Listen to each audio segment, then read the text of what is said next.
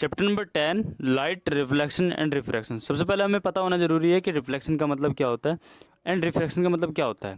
जैसे कि आप इस स्क्रीन पर देख पा रहे हो कि रिफ्लेक्शन मतलब जो शीशा है, कोई भी शीशा है, यदि हमारे पास कोई भी इंसिडेंट रे आती है और वो टकराती है शीशे के ऊपर, एक प्लेन मिरर के ऊपर टकराती है, देन वो रिफ्लेक्ट होती है। जैसे कि आप देख पा रहे हो स्क्रीन पे। आगे फिर उसमें बीच में नॉर्मल भी बनता है, जो परपेंडिकुलर होता है, 90 डिग्री होता है शीशे से। फिर उसी के बाद रिफ्रैक्शन का डायग्राम भी देख पा रहे हो आप इसमें, कि जैसे इंसिडेंट रे आ रही है, फिर वो कैसे बेंट हो रही है 90 डिग्री नॉर्मल से, नॉर्मल की तरफ किस तरीके से बेंट हो रही है, इस प्रकार से इंसिडेंट रे रिफ्रैक्ट हो रही है इसके अंदर, इस मीडियम में, ग्लास वाले मीडियम में, ग्लास मीडियम में जो लॉज है दोनों में, रिफ्लेक्शन और रिफ्रैक्शन में एक जैसे ही लॉज होते हैं, नियम होते हैं। तो सबसे पहले रिफ्लेक्शन के अंदर रिफ्लेक्शन होता है कि इसके लॉज क्या होते हैं, सबसे पहले हम ये पढ़ेंगे। सबसे पहले जो नियम है वो ये है कि एंगल ऑफ इंसिडेंट वो इक्वल होता है एंगल ऑफ रिफ्लेक्शन के। जैसे कि आप देख पा रहे हो स्क्रीन पे। यदि हम सेकंड लॉ की बात करें तो इंसिडेंट रे और नॉर्मल और जो रिफ्लेक्टेड रे देख पा रहे हो आप स्क्रीन पे, ये सभी एक कॉमन पॉइंट पे मिलते हैं। कि यदि हम सेम ही चीज़ यदि बात करें हम रिफ्रैक्शन के बारे में, तो सेम ही चीज़ होता है, वो टू लॉज होते हैं उसमें भी। Means first law of refraction के बारे में यदि हम बात करें तो वहाँ पर क्या पता चलेगा हमें कि इंसिडेंट रे और रिफ्रैक्टेड रे आपस में इंटरफेस होती है ट्रांसपेरेंट, टू ट्रांसपेरेंट मीडिया के। इंटरफेस मतलब अलग अलग चेंज करने वाले, इंटरफेस करने वाले, अलग अलग चेंज करने वाले अपने आप को दो तरीके से। इंटर माने दो होता है और फेस मतलब उसको चैलेंज करना होता है एक तरीके से। तो हमारे दो फेस के ऊपर से निकल रही है, दो फेस मतलब एक फर्स्ट मीडियम और सेकंड मीडियम, दो मीडियम में से निकल रही है हमारी जो रेज है, वो दो मीडियम में से निकल रही है। तो first medium and second interface, समझ में आ रहा है आपको? दो मीडियम से निकल रही है, आपको इंटरफेस हो रही है, इंटरफेस हो रही है। और टू ट्रांसपेरेंट, दोनों ही ट्रांसपेरेंट है। आप फर्स्ट मीडियम देखोगे, सेकंड मीडियम, दोनों ही ट्रांसपेरेंट है एक तरीके से। तो ये दोनों के अंदर ही हम हमारा जो लाइट होती है वो आपस में पास कर सकती है, आसानी से पास कर जाती है हमारी अंदर। इसी बीच हम यदि बात करें नॉर्मल की, तो ये नॉर्मल, ये तीनों एक ही पॉइंट पर यदि हम मिल रहे हैं, देख रहे हो आप यहाँ पर एक ही पॉइंट पे ही मिल रहे हैं, तो इसको हम बोलेंगे कौन सा ये पॉइंट होगा, एक पॉइंट पे मिलेगा, तो इस पॉइंट को बोलते हैं हम पॉइंट ऑफ इंसिडेंस। ये तीनों पॉइंट ही, ये तीनों रे, हम बात करें रिफ्रैक्टेड रे की, इंसिडेंट रे की, और साथ साथ हम नॉर्मल के बारे में बात करिए, तीनों एक ही पॉइंट पे मिल रहे हैं, तो इसको बोलते हैं फर्स्ट लॉ ऑफ रिफ्रैक्शन। यदि हम बात करें सेकंड लॉ ऑफ रिफ्रैक्शन के बारे में, जो सेकंड लॉ होता है वो हमारा स्नेल्स लॉ कहलाता है। Sine i upon sine r equal to constant, ये हमारा होता है स्नेल्स लॉ। ये कह रहा है कि जो रेशियो होता है, the ratio of sine of angle of incident, आई मतलब होता है एंगल ऑफ इंसिडेंस। और सेम चीज़ यदि हम बात करें आर के बारे में, यहाँ पर साइन आर के बारे में बात करें, तो साइन आर क्या है? एक एंगल ऑफ रिफ्रैक्शन। और कांस्टेंट क्या है? जो कांस्टेंट होता है आपका, जो सेम रहता है हमेशा, the ratio of sine of angle of incidence to the sine of angle of refraction is a constant. ये हमारा फॉर्मूला कह रहा है। मीडिया, दैट मीन्स मीडियम के बारे में, कि फर्स्ट मीडियम है। मीडिया मतलब एक प्लूरल वर्ड हो गया मीडिया, और मीडियम होगा सिंगुलर वर्ड। तो मीडियम, फर्स्ट मीडियम और सेकंड मीडियम। तो मीडियम हो गया हमारा जो हमारा इन्वायरमेंट। मीडियम मतलब किस जरिए, मीडियम मतलब होता है किस जरिए से, जरिया। मीडियम मतलब होता है जरिया। ऐसे होता है रेयरर और डेंसर। जो ग्लास होता है वो डेंसर मीडियम होता है, और जो एयर होता है वो होता है रेयरर मीडियम। दोनों अलग अलग मीडियम होते हैं। सो सेम चीज़ समझ में आया आपको? इन दोनों को ही हम एक साथ बोलते हैं, तो मीडिया बोलते हैं हम। For the light of a given color and for the given pair of media, this is law is known as the Snell's law. Snell's law कहाँ तक अप्लाई होता है? 0 से 90 डिग्री तक। ओके और जो हमारा एंगल ऑफ इंसिडेंस होता है वो 0 से 90 डिग्री के बीच में होता है। तो इसमें जो कांस्टेंट वैल्यू होती है इसको बोलते हैं हम रिफ्रैक्टिव इंडेक्स। रिफ्रैक्टिव इंडेक्स का भी अगेन एक फॉर्मूला होता है। वो क्या होता है कि speed of light in medium, first medium, upon speed of light in second medium. तो इसको हम इस तरीके से डिनोट करते हैं। यदि हमारे पास फर्स्ट मीडियम है तो फर्स्ट मीडियम को हम इस तरीके से, हम रिफ्रैक्टिव इंडेक्स को फिर N21 से डिनोट करते हैं, N फिर 21, तो हम बोलेंगे V1 अपॉन V2। तो N21 equal to V1 upon V2। तो ये हमारा फॉर्मूला आप देख पा रहे हो स्क्रीन के ऊपर। फिर आप सेम चीज़ यदि हम बात करें N12 के बारे में, जैसे कि आप स्क्रीन पे देख पा रहे हो, N12 के बारे में यदि हम बात करें तो speed of light in second medium, और फिर हम बात करें speed of light in medium first, या हम फर्स्ट मीडियम के लिए मीडियम फर्स्ट कह लो, एक ही बात है, equal to V2 upon V1।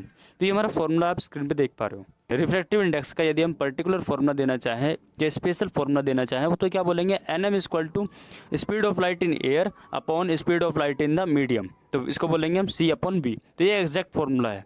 ये हमारा एक तरीके से फॉर्मूला है जिसमें आपको बताना है C क्या है, इसमें speed of light in air है, और V क्या है, इसमें speed of light in the medium है।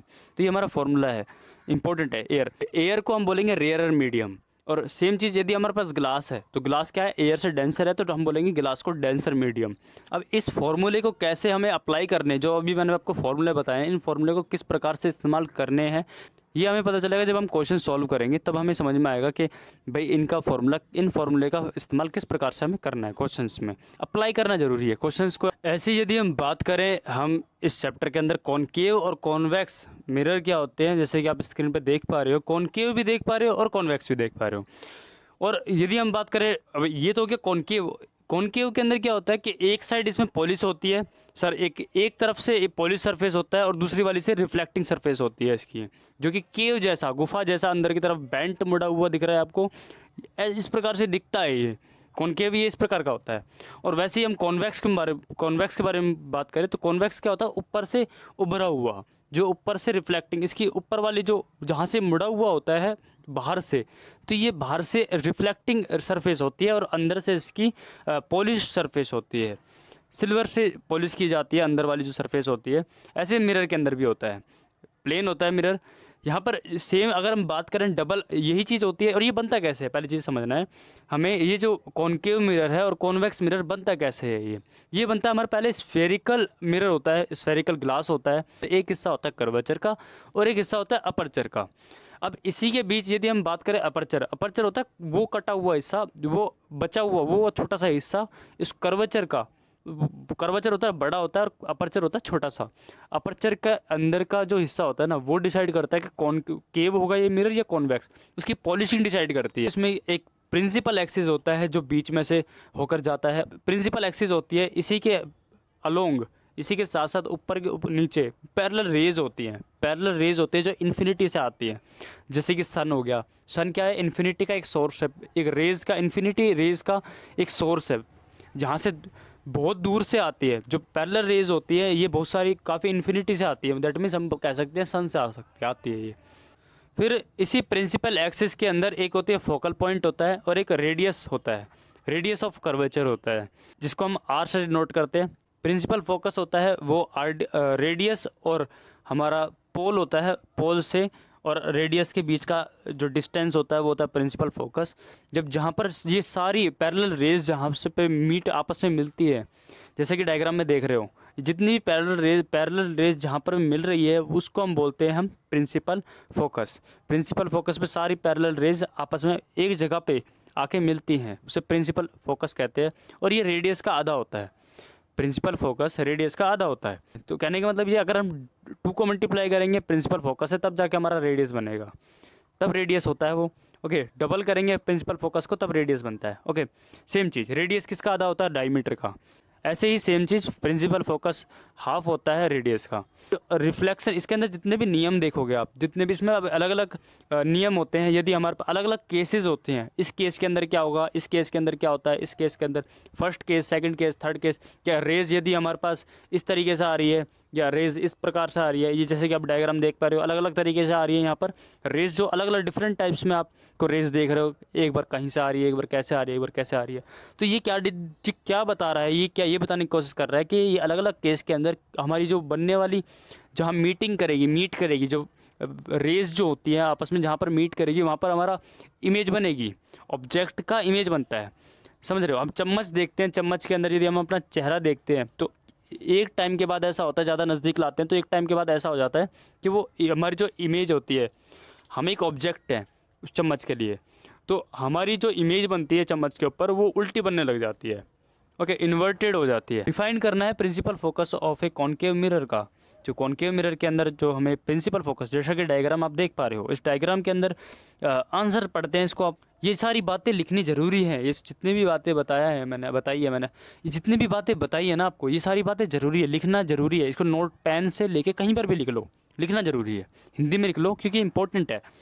अब एक बार पढ़ के देखते हैं। Light rays that are parallel to the principal axis of a concave mirror converge at a specific point on its principal axis after reflecting from the mirror. This point is known as the principal focus of the concave mirror. ऐसे यदि हम बात करें double convex, ऐसे ही होता है हमारे पास double convex और double concave mirror. Double convex और डबल कॉनकेव मिरर के अंदर क्या डिफरेंस होता है कि आप जिस प्रकार से ऐसे देख रहे हो कि दो स्फेरिकल मिरर होते हैं, एक होता है थोड़ा सा दूर दूर होते हैं और एक होता है बिल्कुल दोनों आपस में मिले हुए होते हैं। आपस में दोनों ही स्फेरिकल मिरर आपस में मिले हुए होते हैं, और एक होता है जो दूर दूर होते हैं बट उसके जो बीच का गैप होता है वो गैप से ही डबल कॉनकेव मिरर बनता है। नेक्स्ट क्वेश्चन आपसे पूछने की कोशिश कर रहा है, यदि हमारे पास रेडियस है कर्वेचर का यदि हम बात करें, curvature of A spherical mirror, जो गोल सा स्फेरिकल कैसा होता है, गोल होता है, उसका अगर कर्वेचर की बात करें, रेडियस है उसका, वो कितना है 20 सेंटीमीटर। तो उसकी फोकल लेंथ क्या होगी, फोकल लेंथ दैट मीन्स पोल और फोकल लेंथ कंप्लीट होती है, रेडियस का आधा होता है, फोकल लेंथ रेडियस का आधा होता है। ओके तो बात करें हम, फोकल लेंथ रेडियस का आधा होता है, पता हमें। तो सेम चीज़ यदि हम बात करें, अब 20 सेंटीमीटर है, तो 20 सेंटीमीटर को यदि हम पता करें कि क्या होगा, तो 20 सेंटीमीटर क्या है, रेडियस है, तो 20 को डिवाइड करेंगे 2 से, जैसे कि आप स्क्रीन पर देख पा रहे हो, 20 को डिवाइड करेंगे 2 से और ये हमारा निकलेगा फोकल लेंथ। फोकल लेंथ क्यों, क्योंकि रेडियस का आधा करेंगे तब हमारे पास फोकल लेंथ बनता है।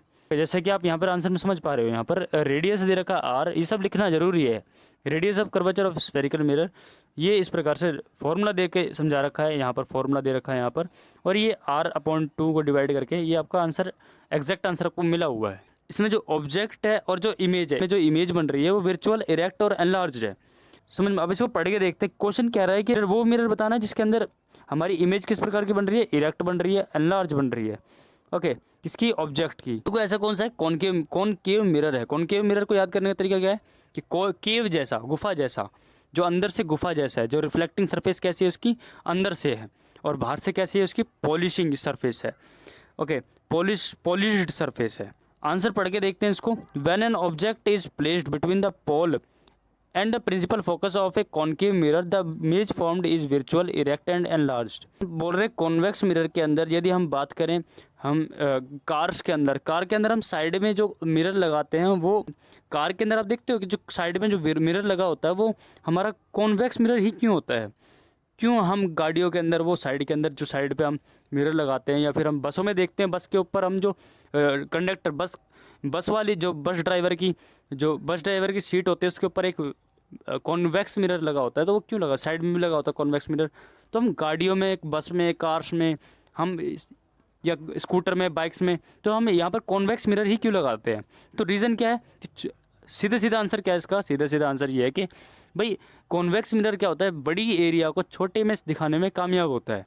तो ना शीशे में देख पा रहे हो, अंदर देख पा रहे हो, तो उसको वर्चुअल बोलते हैं। ऐसे हम मिरर के अंदर देख पा रहे हो तो वर्चुअल होता है, चाहे वो कॉनकेव हो या कॉन्वेक्स हो या नॉर्मल प्लेन मिरर भी है, तो भी वो वर्चुअल इमेज दिखा। इरेक्ट माने सीधा, स्ट्रेट, इरेक्ट है। और डिमिनाइज्ड मतलब, डिमिनाइज्ड क्या होता है, डिमिनाइज्ड होता है छोटा, छोटा करके देखना है हमें, छोटा करके देख रहे हो। जैसे आप, मैं स्क्रीन पे आप देख रहे हो, आप, मैं इसको छोटा बड़ा कर रहा हूँ, स्क्रीन को छोटा, तो जो छोटा कर रहा हो तो उसे डिमिनाइज्ड बोलते हैं, ठीक है। और जब मैं इसको बड़ा कर रहा हूँ तो इसको बोलते हैं एनलार्ज्ड। आंसर पढ़ के देखते हैं, आपको समझ में आएगा। Convex mirrors give a virtual, erect and diminished image of the objects placed in front of them. They are preferred as a rear view mirror in vehicles because they give a wider field of view, same चीज, which allows the driver to see most of the traffic behind him। क्या बोलते हैं enlarge को हम, magnified, same चीज, enlarge बोल लो, magnified बोल लो, एक ही बात है। क्वेश्चन नंबर 1, क्वेश्चन में आपसे बोल रहा है कि फोकल लेंथ आपको निकालनी है, फाइंड आउट करनी है कॉन्वेक्स मिरर की, जिसकी रेडियस ऑफ कर्वेचर जो दे रखा है वो दे रखा है 32 सेंटीमीटर। सेम चीज़ यदि हम बात करें फॉर्मूले की, रेडियस ऑफ कर्वेचर के फॉर्मूले के बारे में बात करें, तो R=2F होता है, मतलब F माने फोकल लेंथ होती है। और निकालने के लिए क्या पड़ रहा है, फोकल लेंथ कह रहा है। दैट मीन्स हम क्या करेंगे, F=R/2, बस यहाँ पर ये वाले 2 को इधर ले आएंगे हम, ये मल्टीप्लाई में है, और यहाँ डिवाइड में हो जाएगा, R के नीचे आ जाएगा 2। तो हम इस तरीके से लिख सकते हैं, ये सर नो। R की वैल्यू क्या है यहाँ पर 32 सेंटीमीटर, और इसे पुट करते ही आपका आंसर मिल जाएगा। आपको 2 से डिवाइड कर देना है तो आंसर आएगा 16 सेंटीमीटर।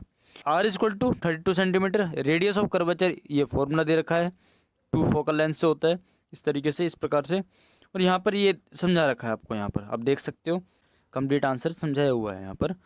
ओके क्वेश्चन नंबर 2 को समझने से पहले हमें कार्टेशियन साइन समझना पड़ेगा। आपको ये चीज़ क्वेश्चन करने में मदद करेगा। आपको साइन जो माइनस कब लगाना है, कब प्लस लगाना है, वो आपको डिसाइड करता है कार्टेशियन साइन, कि आपने ऑब्जेक्ट कहाँ पे रखा हुआ है। वो डिपेंड करता है उसकी डिस्टेंस और हाइट, कि हमारी जो हाइट है वो इरेक्ट, वर्चुअल इरेक्ट है, किस प्रकार की है, आगे पीछे ऊपर नीचे किस प्रकार से वो ऑब्जेक्ट रखा गया है और कहाँ Pour our content to the best you can hear what we hear.